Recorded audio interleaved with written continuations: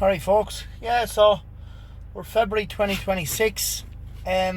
What lies in the year ahead for building and self-building in particular? Problems that we're seeing at the moment: can't get guys to do foundations. That's a very common trend at the moment and throughout the last couple of years.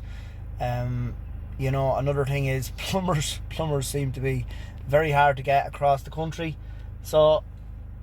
And I find myself, electricians seem to be the easiest, straightforward trade to just come in to do their job. It seems simpler from where I'm at to just come in to get the job done and to go. Whereas, like other trades that we see, there's kind of, it's not as straightforward. Let's put it that way. I suppose, tips: I'd get your design down to a T. The less changing about you do with the design through the build, the more cost effective it's going to be. And in general, it's just going to leave it easier for all the trades, There's nothing, if you start changing on walls or windows or doors or openings, when you're halfway through a house, it's going to cost you money.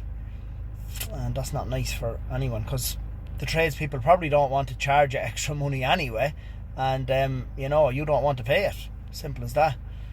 But get your design sorted early, get a good crowd in to do your foundation, and set it time and time again. Foundations are not up to scratch. If you're doing a self-build, something like timber frame construction is financially a great idea, in the sense that your scaffolding's not on site as long. You have a closed in house within a few days. There's less organisation from the self-builder themselves, and in general things seem to go a lot smoother. I know a few financial advisors, and when they are giving financial advice to someone building a house, they would always recommend timber frame construction, for those reasons I just mentioned. But it's all about getting your ducks in a row and booking in the guys that you need to book in. Get set dates, get it written in black and white, get it in an email, get it on a message. Say, I'm going to be here on the 16th of whatever it is, Monday the 16th of March or whatever it may be, and get it written in black and white, and then you've something to fall back on. These phone calls, especially, I see it organising different things throughout a self-build. You need things in black and white. From day one, you need things in black and white. And it's overlooked. These phone call conversations, stay away from them. If you're doing a self-build, do your best to stay away from phone calls, conversations. Everything in black and white: WhatsApp messages, email messages, video call, voice call, anything.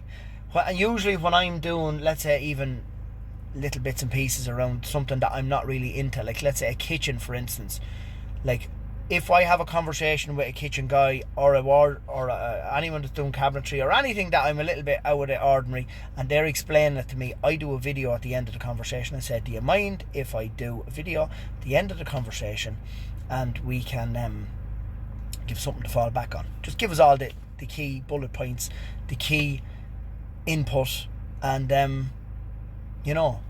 go through. At least you have the video to fall back on.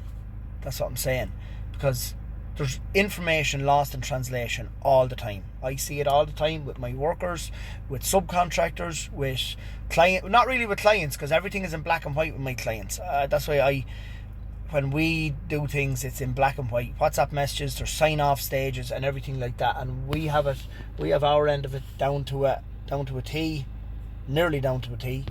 But in regards to other subcontractors or other tradespeople, I see that they're not as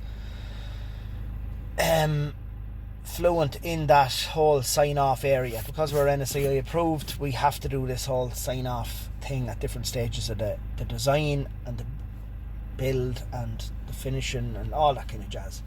But so if you're embarking on a self-build journey, Best of luck.